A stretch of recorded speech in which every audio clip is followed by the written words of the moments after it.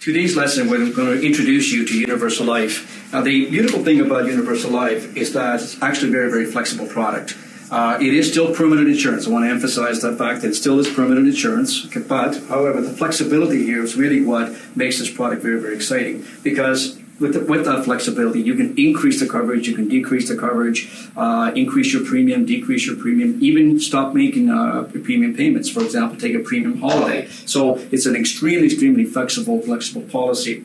That, again, the reason why it's so flexible is because really what Universal Life is really a combination of two products. What you've got is an insurance and you've got an investment component. So really what you've got is basically buying insurance and investing the difference. You may refer to it as an insurance policy with an investment component, or another way of putting it is an investment policy with an insurance component to it. So really it's a combination of two products coming together to really create an enormous amount of flexibility.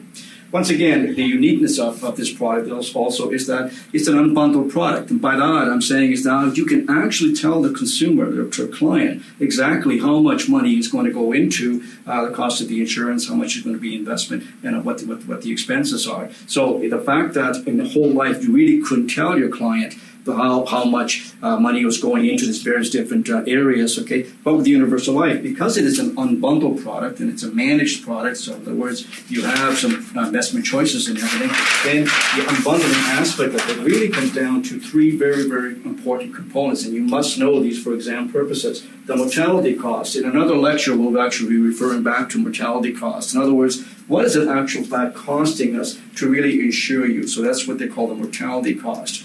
Then the difference between whatever that mortality cost and the premium that the client is paying is actually invested in various different funds. And these funds then, of course, pay interest and everything. So the consumer, actual fact, gets an interest income within Universal Life. And the last thing, of course, is that the insurance companies, of course, have expenses to pay. So therefore, your administration costs and everything else are all taken into consideration there. One last thing in regards to these three things is that the consumer can pick and choose the kind of mortality cost. They can pick and choose the interest kind, in other words, where the investment is going to go. The only area that they have no control over whatsoever is the administration side, the expense side of it. That is actually fixed by the insurance company. So that area there, you have no control. But in these two here, you as the consumer can pick and choose the mortality and pick and choose your investment options.